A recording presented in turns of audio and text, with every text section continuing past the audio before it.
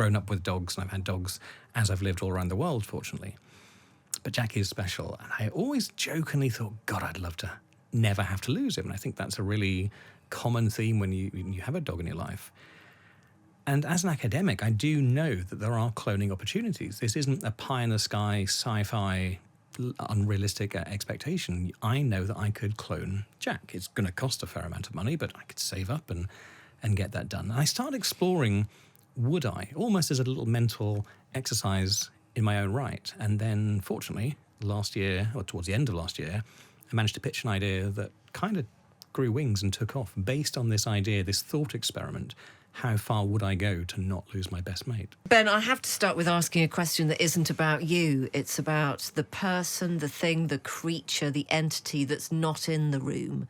So who am I talking about there? I assume you're talking about Jack, my dog. He's usually everywhere with me, but not today. And is that because we said that Jack couldn't come in, or because you thought, oh, I'd just like to go somewhere on my own today? Bit of both. He does steal my thunder quite a bit. Yeah. It's thunder that you've created, though, isn't it? It is. He's a real character. And everyone who has a dog, rightly so, believes their dog is the best, is the most wonderful dog ever. And I believe the same about Jack. But he does have a good backstory, like every good character in a story. So he was found in West Africa when I was filming with the BBC 7 or 8 years ago for a documentary on chimpanzees.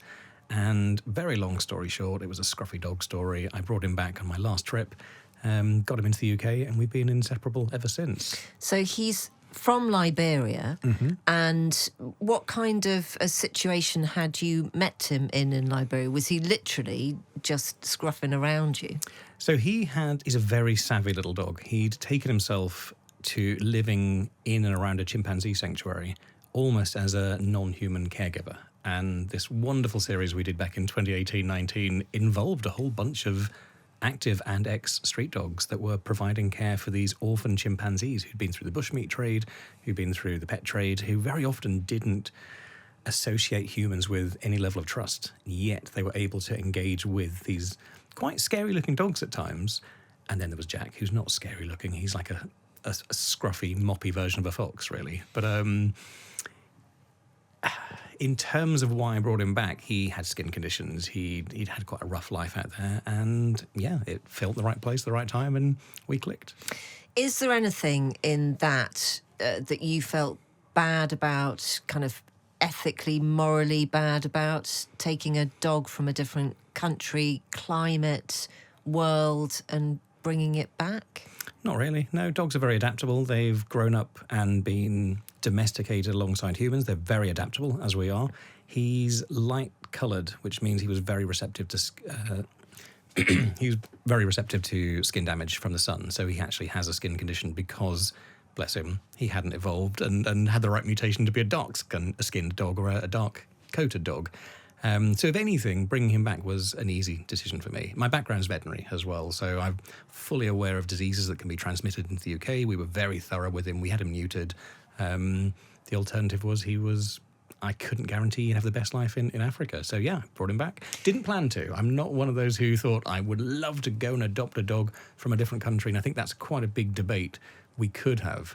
And there are pros and cons against that. I think it's always better to adopt, not shop.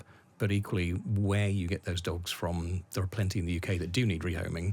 But every once in a while, you can't. The heart says what the heart says. Okay, so, I mean, you've kind of answered my next question there, and I don't want to spend too much time talking about that debate for, what did you call it? Adopt, not shop. Adopt, not shop, yeah. Because I'm sure that there are people going, oh my gosh, but, the dog homes are full over here. Why do you have to bring a foreign dog in? All of that. I agree. Yeah, okay. Tell us about your love for Jack, because this is what lies at the heart of this extraordinary documentary you've made about cloning. Absolutely. So I'm lucky that I straddle academia and media and I write books. So a lot of my work is either at home or quite flexible. And very luckily, I've been able to take Jack into work with me. He goes to talks. He's been at Hay Literary Festival. He goes to lectures. We're very often at the hip with each other. Has he got a podcast? Not yet, no. I feel it would have more than me again. I'm just professional jealousy, that's the main thing. And over that time, like any good, I say dog owner, someone who lives with a dog, I don't think we should ever own these animals. But equally, that relationship has strengthened, improved, and become quite unique. So we do go everywhere together. And quite naturally, over my work in and across media, it's come up a few times. We need a dog to film something. So I've got just the perfect dog, which doesn't always go according to plan. We needed to film him running at full pelt for a BBC 4 documentary years ago in thermal image cameras. And we spent about 2 hours trying to get anything other than the trot. So yeah, it doesn't always work with Jack. He's quite lazy. But you absolutely adore him. Yeah. Would you clone him? That's a question I never thought I'd have to ask. I think we have these ideas where we all have that one dog that your granny may have had when you were a kid, or that one dog you have right now that you know is the best dog you'll probably ever have. And I think that is Jack for me. I've grown up with dogs and I've had dogs as I've lived all around the world, fortunately. But Jack is special. And I always jokingly thought, God, I'd love to never have to lose him. And I think that's a really common theme when you have a dog in your life. And as an academic, I do know that there are cloning opportunities. This isn't a pie-in-the-sky, sci-fi, unrealistic expectation. I know that I could clone Jack. It's going to cost a fair amount of money, but I could save up and get that done. And I started exploring, would I, almost as a little mental exercise in my own right. And then, fortunately, last year, or towards the end of last year, I managed to pitch an idea that kind of grew wings and took off based on this idea, this thought experiment. How far would I go to not lose my best mate? So cloning to an awful lot of people has stayed in the realms of science fiction and the future. But actually, Dolly the sheep, the original kind of, I suppose, go-to place in our heads for a cloning story, was a long time ago. So what has happened in between then and now? So Dolly was over 20 years ago now, and you're right. It's one of these areas that's driven by cutting-edge science that hasn't really progressed a huge amount. And partly, I think, I don't know the answer to this, I think partly there's a big aspect of public perception. So funding and scientific discoveries are very often driven by a need within and across our society. We don't need clones. What do we need them for? We have farms for farm animals. We have breeds of dogs and cats and chickens and whatever you might want to live with in terms of pets. And we sure as hell don't want to clone humans, I'm assuming, as a scientist. So there's no real massive drive for these huge leaps and bounds we're seeing in areas like AI. If you compare the tech advances with AI with the tech advances in cloning seems quite static. We have refined the techniques and the ability within the cloning science, so the efficacy is higher than it was. But the success rates of cloning are really low. You're talking a couple of %. I think if the need increased for whatever reason, and whatever that need might be agriculturally or in terms of medical use, we might want to clone an organ, for example, of someone who's chronically ill. That might be an option. But until that becomes more mainstay and part of the narrative that we're happy to talk about, both within the scientific community and within the public sphere, I don't think we're going to see massive leaps and bounds in cloning, which is interesting because it's now become commercial. This is the first time it's raising its head, really, since Dolly. This ability to clone your dog, clone your cat. And there are 2 or 3 places around the world who are cynically, I'm saying this, jumping in for an opportunity to use cloning in a business sense. So talk to us about the process of cloning, what it actually involves for a pet. So in the UK, you can't physically clone your dog, for example, within the UK. Our laws are quite strict, and I think rightly so, that we need to be really rigorous in how we approach something like everything from genetically modified materials and organisms right up to cloning. But you can take a skin sample of your dog. Now, if you were to go for the cloning option in South Korea, for example, you can take a skin sample from a living dog. That's an ethical consideration in itself. It might be, you're talking about a square centimetre, maybe 2 square centimetres. I can't think where Jack wants to lose 2 square centimetres of skin, first of all. Maybe he's having an operation where he's having some skin reduced because he's having surgery. I mean, I'm really pushing there. I can't think how you could legitimately do that. Alternatively, you take the skin sample once they've died. So when Jack passes away, if I wanted, I would take an ear sample, for example. He's off to be cremated. I would say to a willing vet, which is a consideration in itself in the UK, because a lot of vets aren't really on board with this, I've discovered. But you would take the skin sample, that's taken away and stored really quickly to maintain the genetic integrity of that material.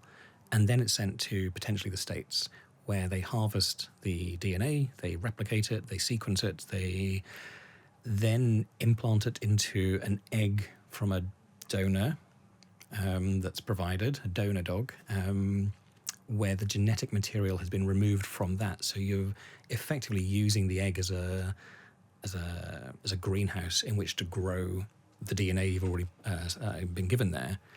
And then after the gestation of a typical dog, using another dog, a surrogate, to house the developing embryo, you should get your cloned dog back. That's the process, and that's as simple as I can make it. But it sounds very sanitized. Should is doing some very, very hard work in that sentence, isn't it? Because what is flabbergasting to the ears when listening to your documentary are the figures involved, be that the money, be that the number of other dogs that are used. So tell us a bit about all of that.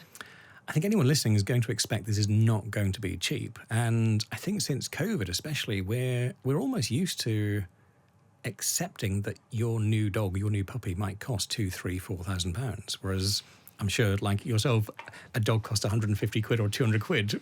I got mine for free. I made a donation to the Greyhound Trust and that was it. Or something like that, absolutely. But this idea that we're paying thousands of pounds for designer breeds suddenly is quite a modern phenomenon.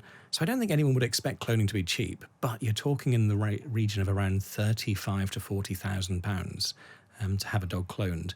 Without a full guarantee, you'll get a dog back. So there's a very good chance you'll get a dog back at some point. And again, that's like use of should there. It's you should get this dog back at some point. But in terms of the numbers, the financial constraints and considerations aside, you're looking at, and this is where it varies wildly. So there isn't a huge amount of data that's published from within the scientific community. There is some from Southeast Asia. They have been more open in the last few years. I think 3 or 4 years ago, there was a paper published in Nature. Typically, you're looking at somewhere between 100 dogs involved, and whether that's the gametes, so the reproductive cells, right through to the surrogates and the donors, up to 1,000. It's just mind-boggling. Yeah, and by the time you're looking at this, so we're looking at the efficacy. So if I take that skin cell, or those skin cells from Jack, get the DNA sequenced, get it into an egg, and get that egg to take, get it to implant, get it to actually grow within your surrogate, even then, the chances of that egg growing with the DNA of Jack into a new dog, Jack 2.0, for example, is between 2 and 4%.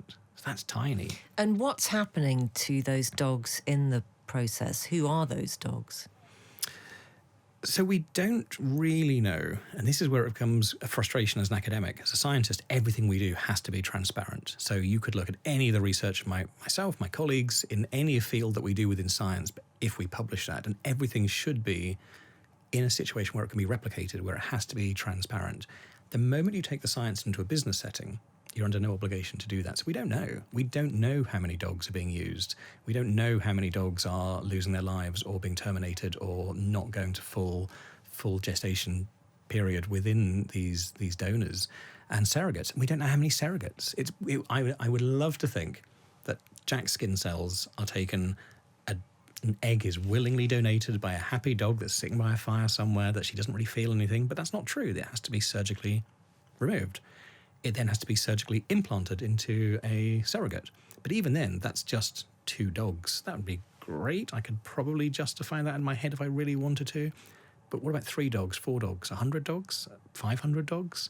And we don't know the answers. We don't know how many aren't making it through. So you might think you're a dog lover because you love your dog so much, you want to clone it, but you're not loving all of those other dogs in the process. Yep. The key thing to remember as well is, as you've mentioned several times, the dog that you get back won't be the exact dog. And there are quite a few professionals who you talk to along the way who use the word similar. You get back a similar dog. So why don't you just go and get a similar dog?